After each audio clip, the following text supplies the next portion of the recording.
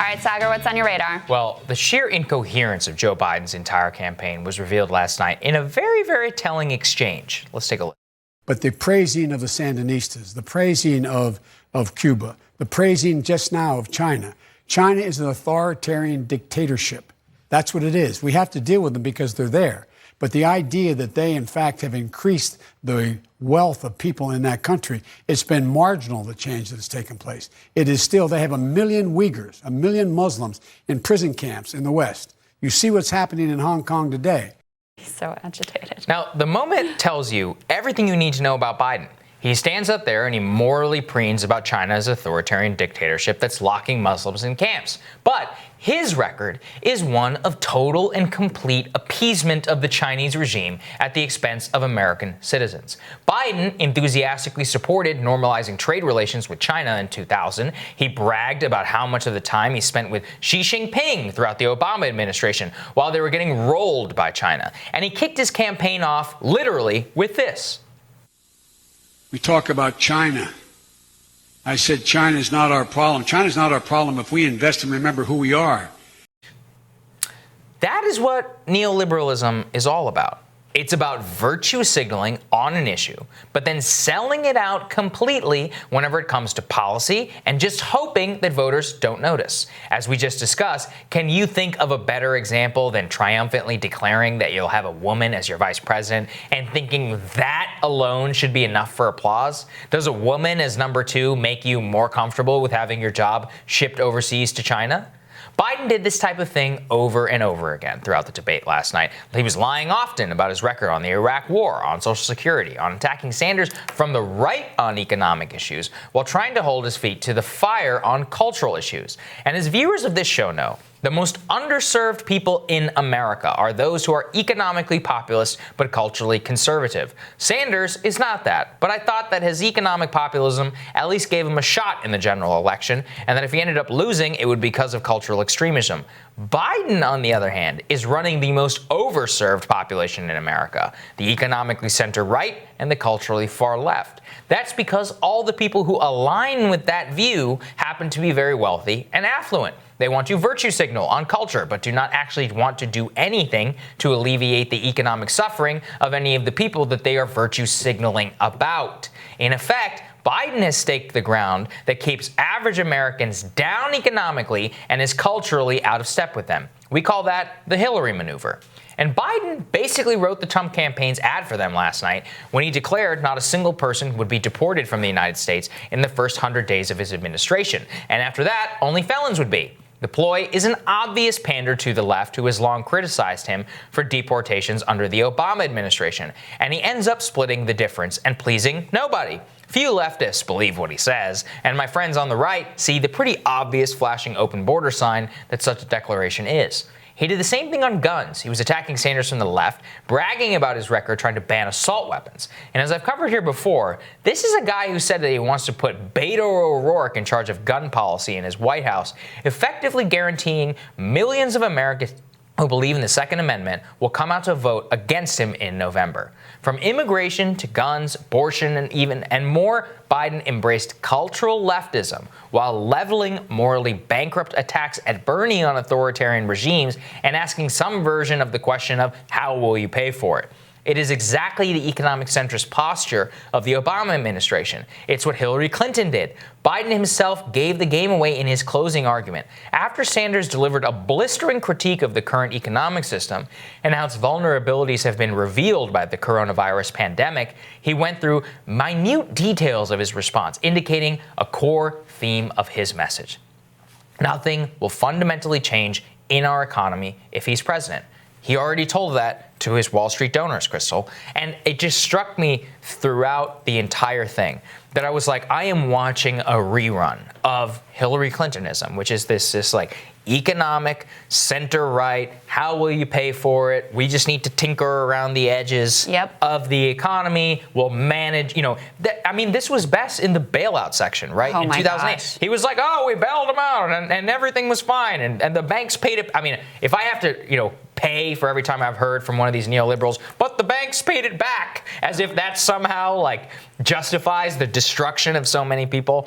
in the middle class, it's sheer insanity. And this is what he really believes. Yeah. And he did this over and over again, defending the status quo, defending the system. I will only be a manager of the system. And at the same time, trying to move, because this is, again, what we were talking about. He thinks that the way to win over progressive voters is with cultural leftism. Right. He doesn't understand that the center of gravity of the Sanders campaign is all about one thing: economic populism. That's That's right. what it is. Same with the Trump campaign. And those are the things of which you need to be able to compete, but he can't do that. So he has to try and compete on culture. And it's just the exact wrong way to go about any of this. It is actually astonishing how little so many of these people, the neoliberals, Joe Biden, I covered Jamal Bowie at the New York Times last week talking about why progressives shouldn't despair because of Virginia, which Virginia is like this suburban agenda, virtue signaling agenda, which is exactly what causes us to fear and despair. But you're so right to point to the 2008 bailout and the response to the crisis,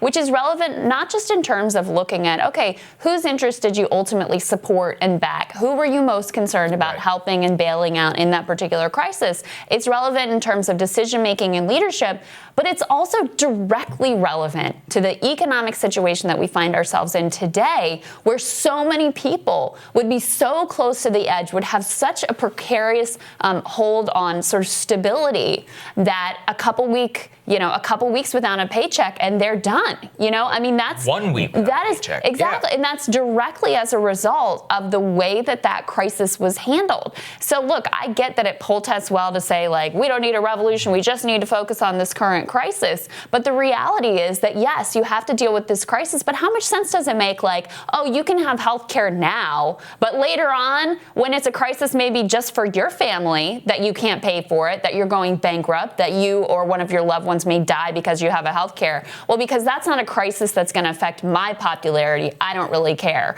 That's the reality here. The different way that they would approach this crisis, thinking about just like the test kits important, the response in the immediate aftermath important, versus what are the structural dynamics that led us to such a place of vulnerability and would lead us right back there if we don't deal with them ultimately. And this is, again, I mean, I think Sanders did not hold Biden's feet to the fire on this for creating the system in the first place. I want Joe Biden to go up. Again, this is what drives me crazy. I would rather have somebody, by the way, I don't like it when Bernie says nice things about China, but like, I would rather have somebody who says whatever they want about China and didn't ship millions of jobs overseas there. That's what I would rather have. I would rather have somebody who, instead of Joe Biden, who's morally preening about Uyghurs and all this. How do you think China got to a place where they're able to do all this? Yeah, what did you do when you were in office? Yeah, and by the way, this whole thing about China lifting its people out of poverty, how do you think that happened, Joe Biden? It's because of you, right? It's like these systems are only in place in order to benefit all of the wealthy, and in particular, his class, the corporatism that embodies so much of his campaign. And that is what drives me crazy. And what we're talking about in terms of the bailouts and so much of this is, look, we're at a real inflection point in this country. I think this is like, it really could be one of the greatest economic disasters of our lifetime, maybe of an entire generation. Yeah. I mean, we're looking at, we were talking before the break, that Goldman Sachs is forecasting a 5% drop in real GDP for the second quarter. I mean, these are numbers that we have not seen in a very, very, very, very long time. And at each time in our history, you have somebody who comes into office and who takes the reign and fundamentally changes the system. Abraham Lincoln in 1865. 1914, you have Woodrow Wilson. And then with 1932, you have FDR. Biden is literally running on trying to preserve. He's like a Herbert Hoover almost figure who wants to preserve the economic system of 1928 in the 1936 election. It doesn't make any sense. That's exactly right. But it also, as you say that, it points to what a missed opportunity for the Sanders team. I mean, and I'm not just talking about in this moment. I'm talking about over the course of this campaign, because he could be FDR in this moment. I mean, it makes all the sense in the world for if he had framed himself and cloaked himself in that American tradition of FDR. It would make all the sense in the world to people right now that this is the direction that we need to go in. Since he didn't do that, instead, he's easily backed in the corner by Joe saying, like, we don't need a revolution right now. We just need to respond to the crisis. And frankly, it lands. I mean, I have to be honest. Last night in the debate, Biden, to my surprise, was the person who was most nimble and most able to shift his rhetoric in response to the moment to give people what they wanted to hear. Bernie, did well in some points. I'm going to cover, his exchange with Biden on Social Security, which, by the way, Biden brought up hilariously. Yeah, right. Bernie wasn't even going to go there. But overall, it was basically his same stump speech. Yeah. He's never been able to adapt to the moment. And on the one hand, it's been his greatest strength because people love that consistency. They love that he's been saying the same thing for so long before it was popular or what the political establishment was willing to hear. But now that it comes down to it, when he needed to close the deal, he wasn't able to shift and adjust to the moment. Well, because again, the people, when you say people love it, you're right, which is the people who already like him. But that's obviously, it didn't work Wasn't out so enough. well. That's straight up wasn't enough. He had to play much more of a commander-in-chief role, which I think that Biden has been cosplaying this, big presidential energy from the very beginning of his campaign. It just comes into not just his campaign for like decades. For decades, really. And it comes into most handy at this time. But you were right. He was very, very nimble on his feet. I thought it was his best debate performance